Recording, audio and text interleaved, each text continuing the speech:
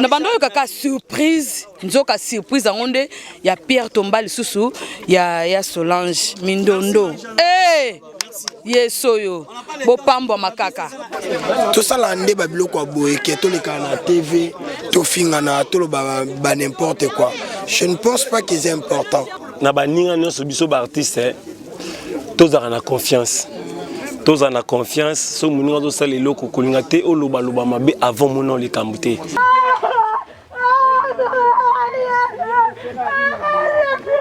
Mais balobi ba surprise ezali ba surprise wana balobi to ko dévoiler monter nyonso eroye banarara na yaka makamba ya nani ya pululu tonga kufara donc après matanga 5 jours na zongara donc na ye susu après que ezala ke botie na bino ba jeune moko boy wana ba jeune on bazaka no yebo ala taka costume ya mukie ba kumbelo kola ngulu moko boy toki ya tina ta idée ni ba oyana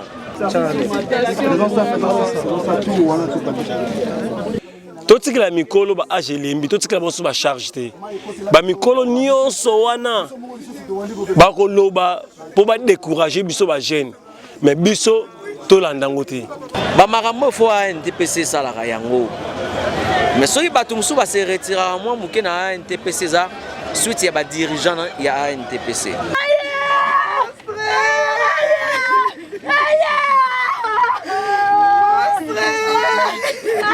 Ba groupe salongo pe balongo basala pe basimba ba na biso belombe fa ba tikala na groupe salongo ça dit association ça pona batu nyonso ngamo to sala poto za ki pira pululu ngamo to sala poto ki pira intellectuel to sala kaka pona ba comédien nyonso poto za libota moko mama za théâtre papa za théâtre lelo ba artiste ba ku fe belé biso to kuta ba grand mais ba grand on a pétam so bazwa ba initiative oté yango emonani botikana loba NTPC ça ba association ya ba père na biso ba vie na biso ba Alexandre Zela ba sala loko na bango yo mambo tika te mais yeba 2 minutes pas là ya kosuko so bilele la STAP n'a pas de climat l'homme élégant n'a pas chaud c'est un frère ngana za lettre B majuscule tantini linda losako osoto bito la ndara association et ozwa biso temps lelo oyo bandeko boni batika biso to sukaka awa te to sala pe ya munweri to sala ya batu nyonso belé en tout cas et sala biso bien biso na biso to 100 francs to sala ndeko na biso place ndako la na kimia et sala bien vraiment.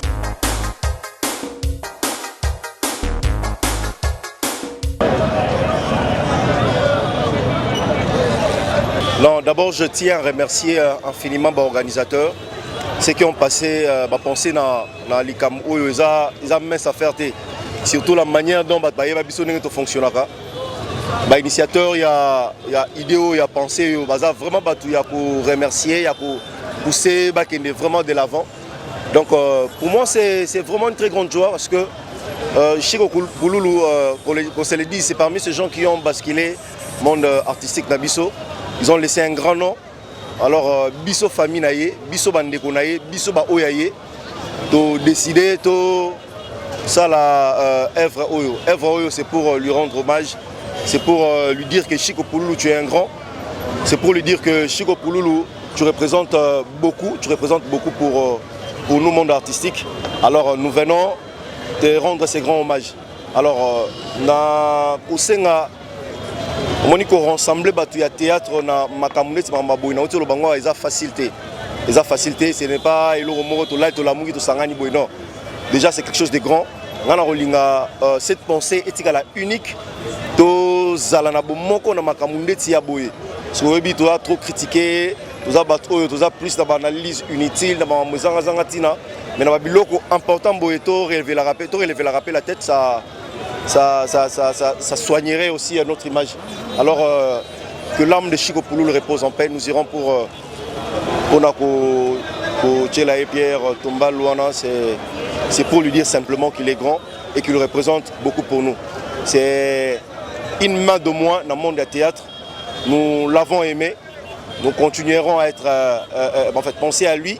S'il faudra laisser un job de flair Torosa Layango, s'il le faut, donc voilà. Que son âme repose en paix. Et puis je prie Dieu que le tout se passe dans le calme, dans la quiétude parce que nous avons bateau, nous avons éducateur de masse. Donc voilà, merci beaucoup. Vraiment plaisir à tous. Il y a pour la place Katine Sika ou parce que Naza moko ya ba artiste ya mboka na biso Congo. Lelo oyo kosangana na biso eza pona initiative oyo bimaki epa ya bande ko na biso mususu na cadre ya ko se soutenir entre nous. Yango idée ezalaki ke mukolo ya lelo le 18 avril tokende ko déposer pierre tombale ou bien tokende ko sala pierre tombale ya ndeko na biso Chico Pululu oyo atiki biso déjà ça fait année déjà. Donc yango ko kuta na biso lelo na place des artistes ndenge tozo kangana awa inde ti nécropole.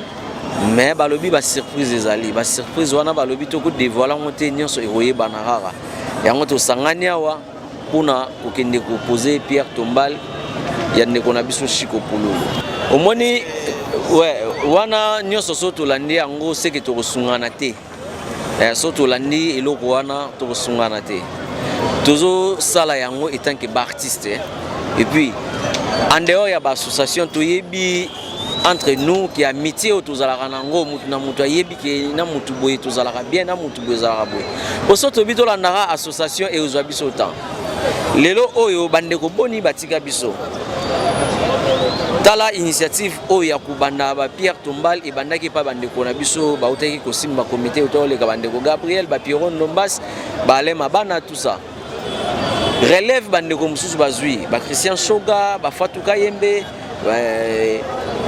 ba Louis Mouyi ba Ginola donc ba Mama Kalunga ba Pasundiata donc ezali eloko moko pona ko se soutenir ngasko na roloba eloko moko ndeko na nga minata lobaki na bandeko oyo basala ba analyse ya ba kombo na biso ba artiste bazwa rapetant ya osala ba analyse ya biloko ya boye batu mo boye kaka ba lali ba lamuki balobi ke no to ça la ndeko na biso Pierre Tombal lelo ba artiste ba kufa ebele biso to kuta ba grand mais ba grand on a pétant so bazwa ba initiative oyote tant toye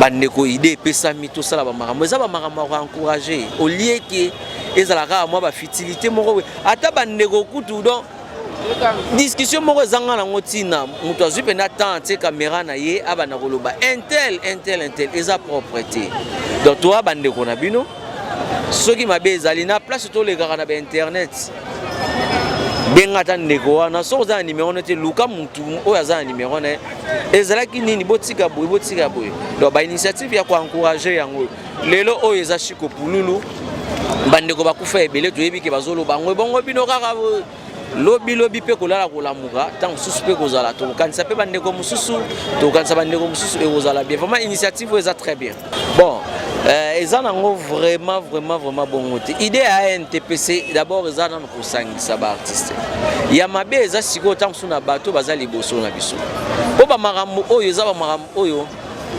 association ne faut sala yango ya ko réunir ba artiste ya ko créer donc c'est ça.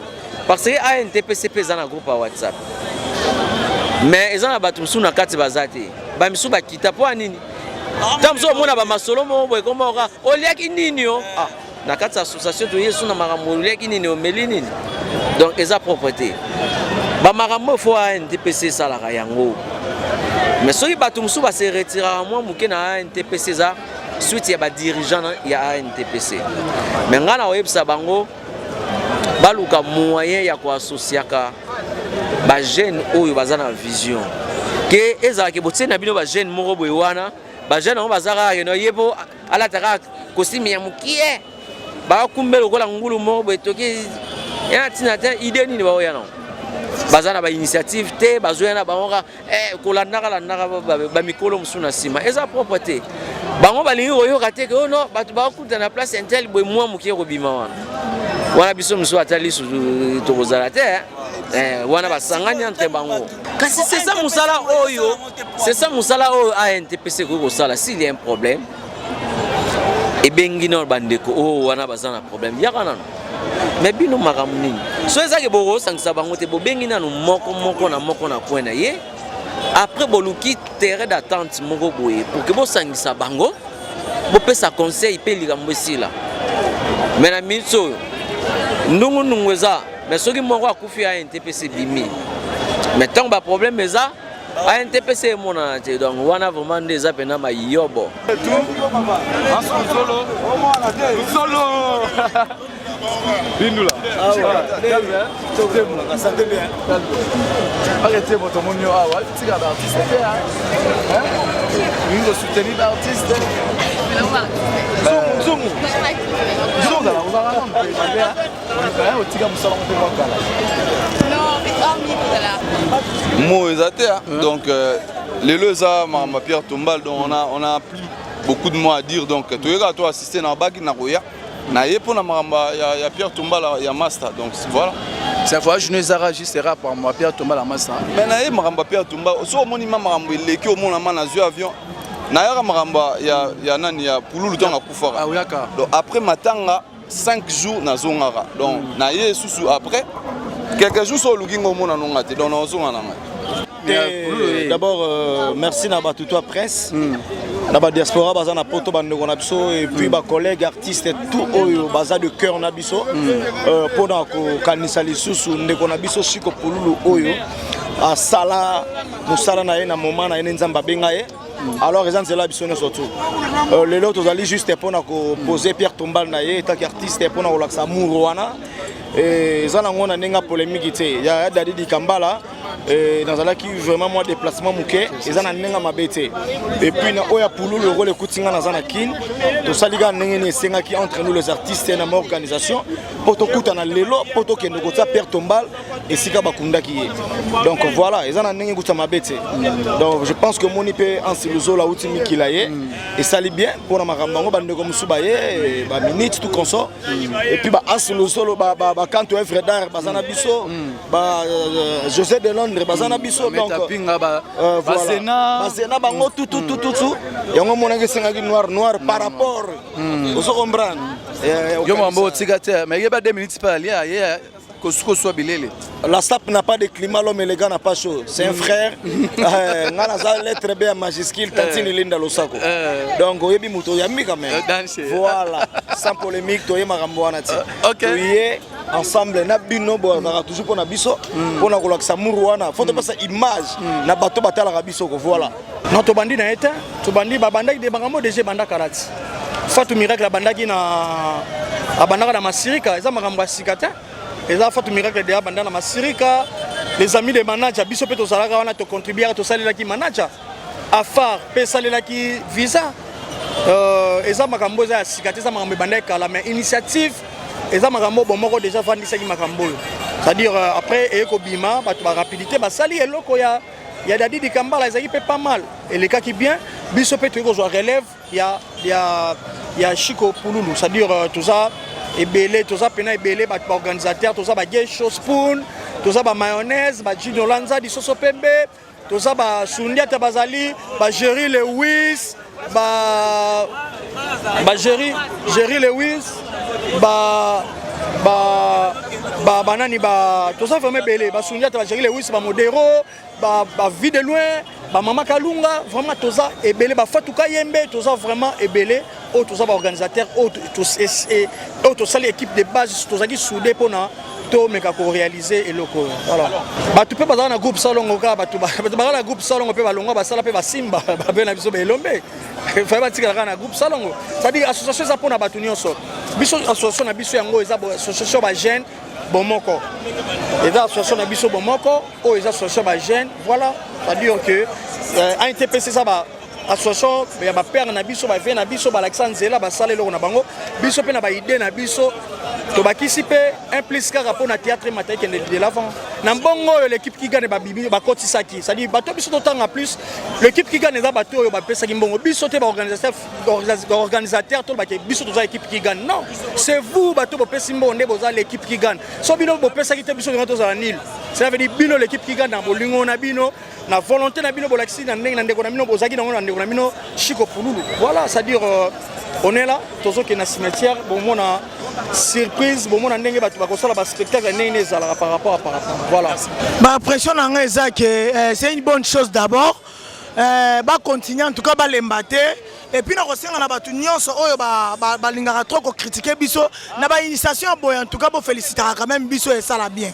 Vraiment toyebi ke ba bi surprise eza oyo ka te ba surprise eza belé pour na ndeto remona en tout cas ntamba sa biso grâce to sukaka awate to sala pe ya mundueri to sala batu nyonso belé en tout cas et ça la biso bien biso na biso to 100 francs to sali ndeko na biso place ndako la na kimia et ça la bien vraiment. Batika ko sala ke to sala ngo qui pire biso en tout cas ça la qui était tout ça on passe qui ne connaît pas tout ça là qui n'est pas bon moment n'a pas moment bien y a pas si tout ça là qui n'est pas bon moment malam tout ça qui n'est tout tu ça là qui était ngamo tout ça la poto ça qui pire pululu ngamo tout ça poto qui pire intel tout ça la kaka pour la comédien nous poto ça libota moko maman ça théâtre papa ça théâtre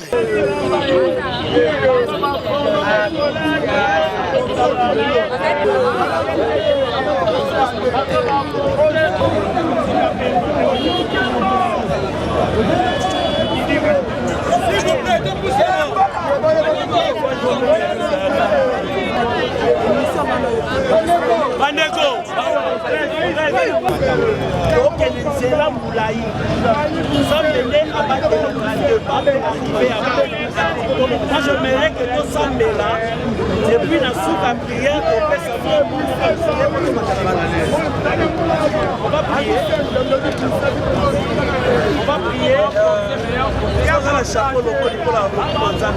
On va prier. Je vais prier. Seigneur Dieu de grâce, Papa Nalo l'ensemble est malade. Pour la confession, merci.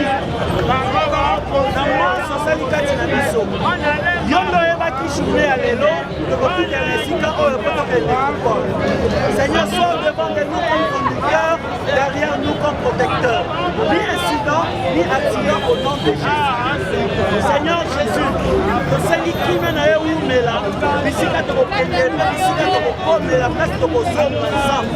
Seigneur, on a la mission, on a Jésus, Amen. Devant la je pense que c'est bon déjà, c'est bon. Les comédiens les comédiens qui sont et après, pour la la presse, c'est ça non? C'est simple.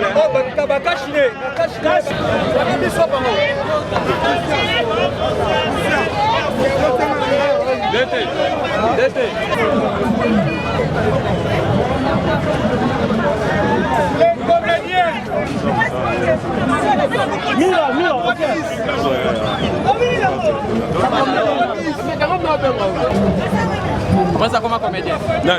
Ouais, à comment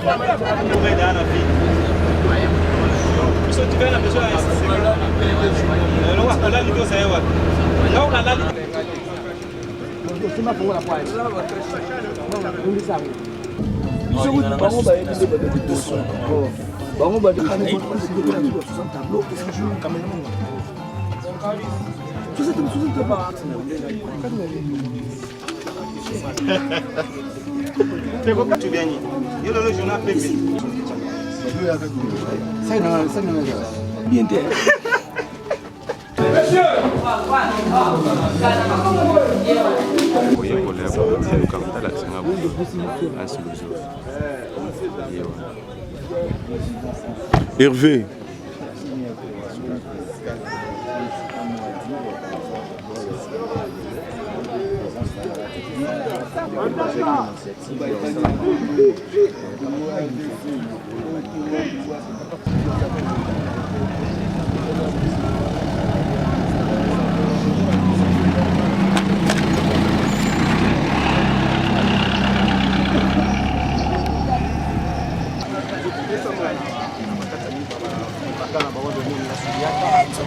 Son père Aminat.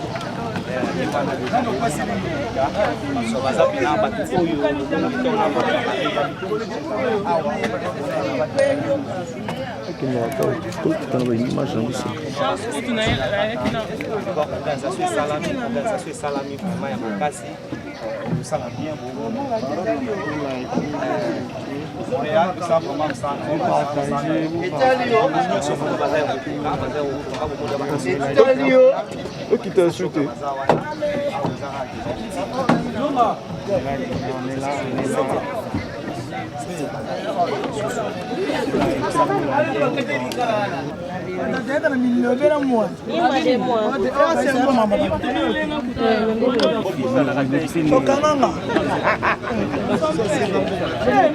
Voilà.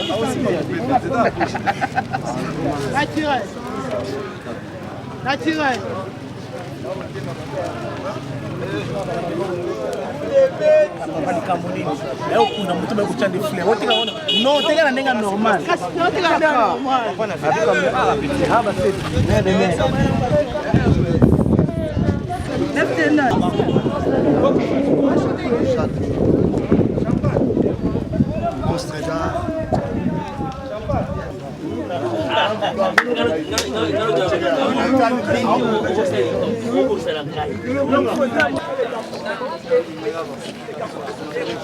Bien chaud.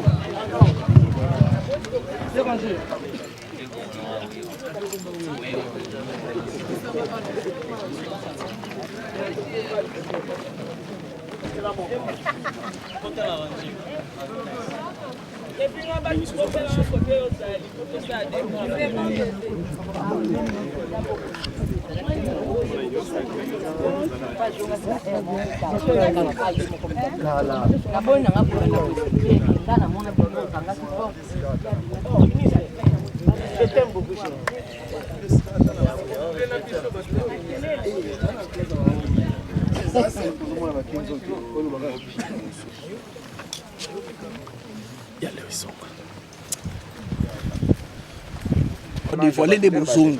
D'abord, fungula bozongi.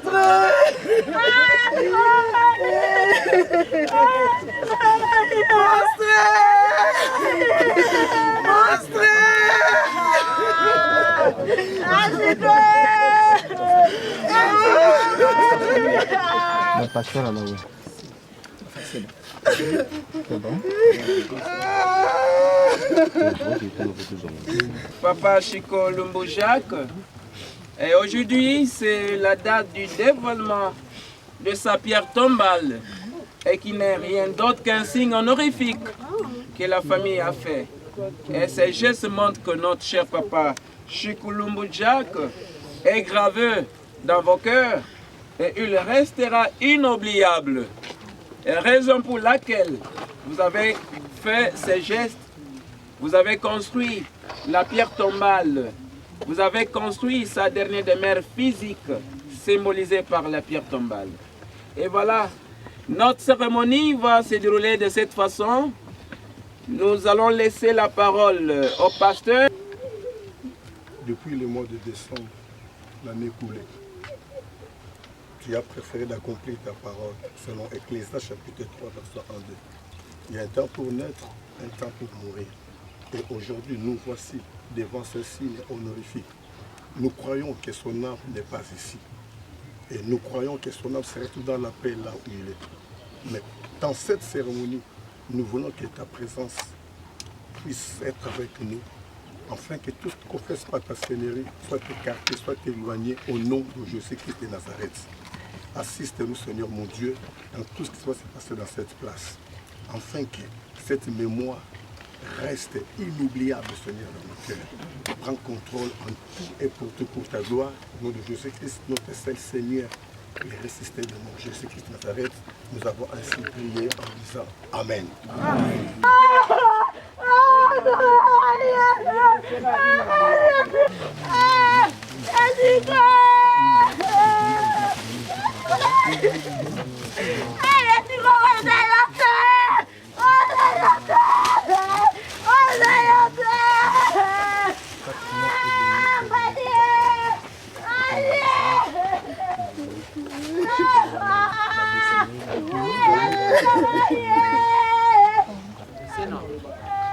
C'est non.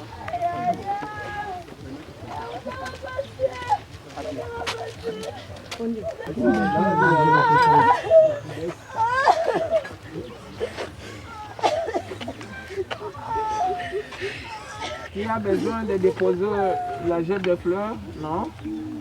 C'est pas lui?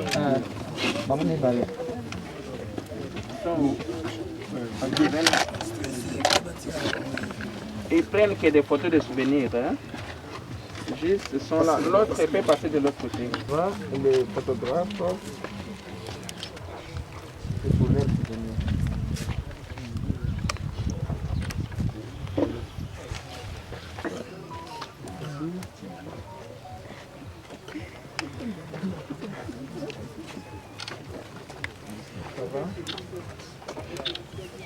Ici?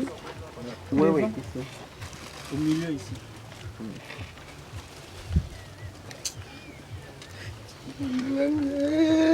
S'il y a un mot, vous parlez. S'il y a un mot, vous adressez, il n'y a pas de souci. Merci.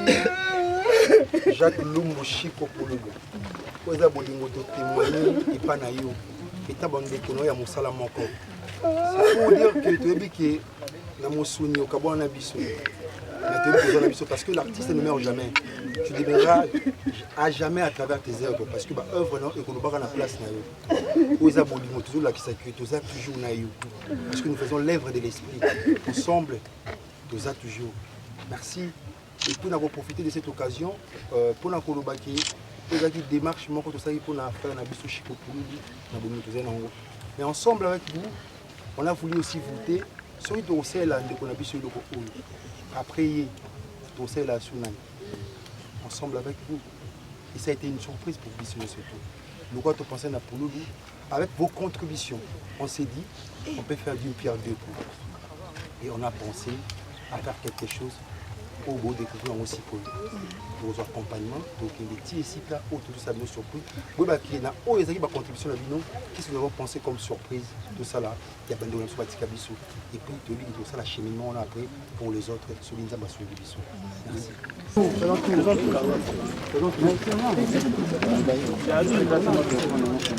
Les artistes venez. Les artistes faisons tout. Les artistes venez tout ça la tour en tête. Maman, maman. Oui.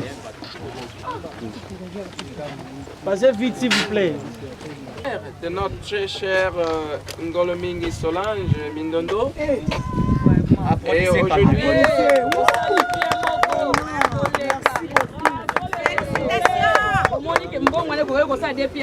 et voilà maintenant, je venais de dire que la pierre tombale, c'est un signe honorifique, c'est-à-dire on l'a honoré. Et ce geste signifie que notre chère Solange est gravée dans nos cœurs. Et elle restera inoubliable. La raison pour laquelle on a pensé à construire sa dernière demeure physique est symbolisée par la pierre tombale. Et pour penser de ce qu'elle était pour nous. Félicitations. Organisateur, félicitations. Ok, tout le monde est une étude. Yango et mon ami. Quand tu as la loba. Loba maman. Pendant mon avion est une étude. Yango et mon ami.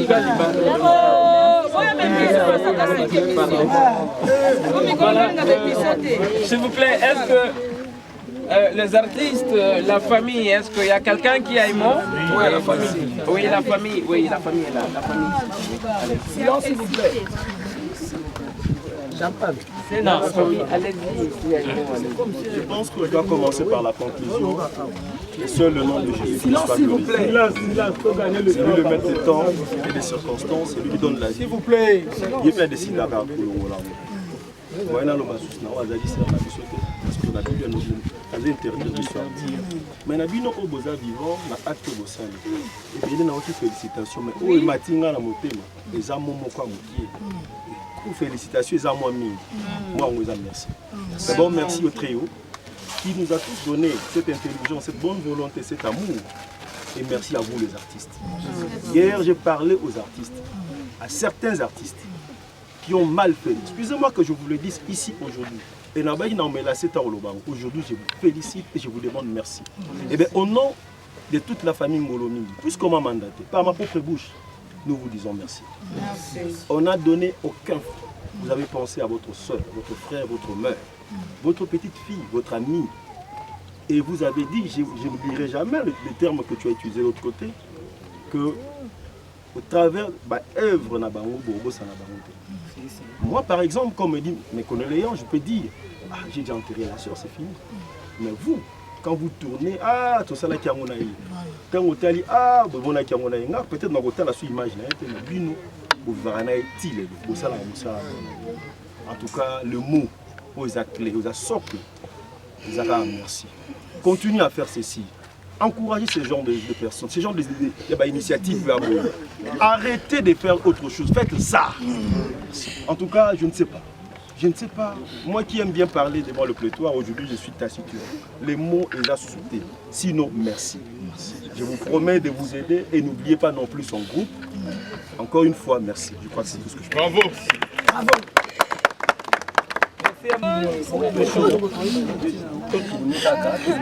Tout le monde a merci Yamingi, pour Namboka Nabiso. Chers artistes, le premier ennemi de l'homme c'est le temps. Nous devons courir derrière le temps. Après Awa, pour qu'il nous écoute en Esika Moko, pour un petit secret. Et puis tout Panzani.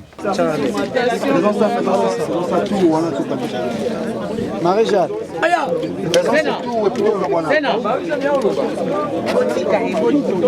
Déjà au début on a été surpris et voilà à la fin je me suis dit non c'est normal et ça la macabre parce que c'était un groupe de gens réfléchis.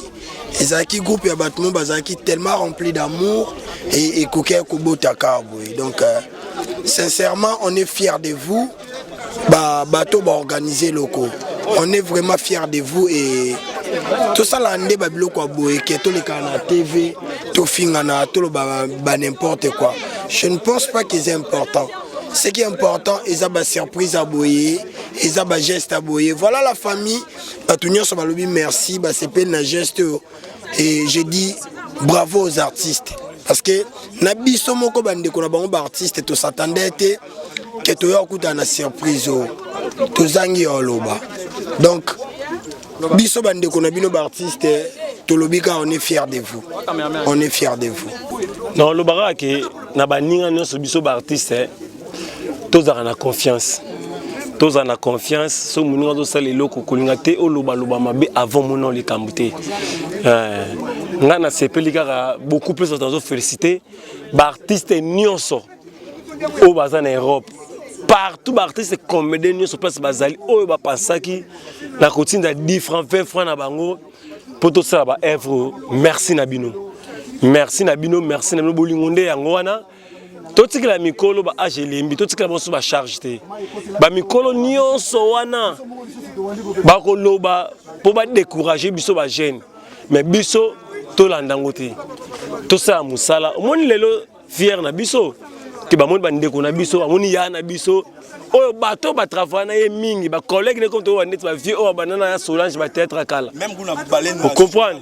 Ba saliti mtazu idée wana okanisa ki ya Solange azati.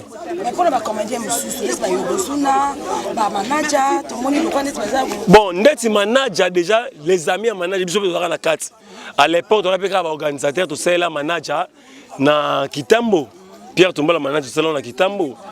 Après, sur le miracle, Fatou Miracle, à ça, ici, là, rappelle ma série, Pierre Tombala, on est na Kinkole. Lelo, bah, tout le monde est Lisa, il y a Lisa. Ba fille associée ba fille c'est la Pierre Tombal visa pardon visa c'est la Pierre Tombal le lobby se de au cancer bon to récupérer kaka idée wana to sungana 10 francs 20 francs to kanisa lié que ba boy mais ba osale l'oroté ba osale l'oroté mais gloire à Dieu ba organisateur ba somo en tout cas bazaki na comité de sages vraiment bazalaki na ba bon conseiller bazalaki na mutu na kati na bango ba pesanaki ba idée que non to sala boy mbongo wane kotikala to luka to zwa Pierre Tombal oyo tamsu na moi prix oyo to zwa pe mususu na moi prix oyo essentiel to sale la bango yango emona ina miso yango moya koloba eza te en tout cas na bando oyo kaka surprise nzoka surprise yango nde ya Pierre Tomba lisusu ya Solange Mindondo yesoyo bopambwa makaka pardon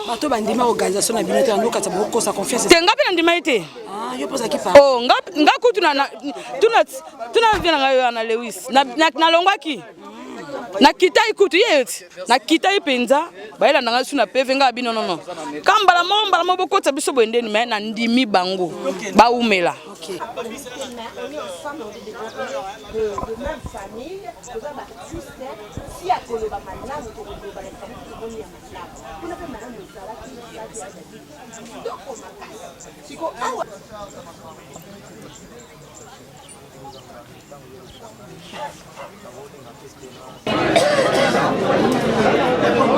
Bonjour chérie.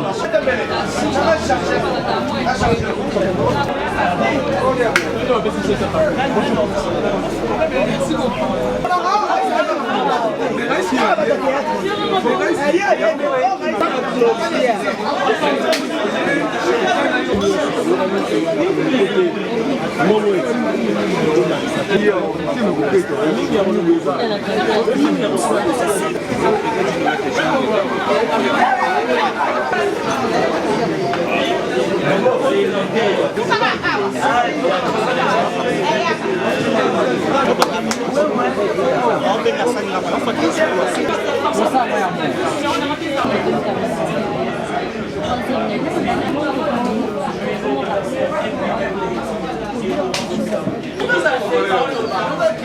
Aminada.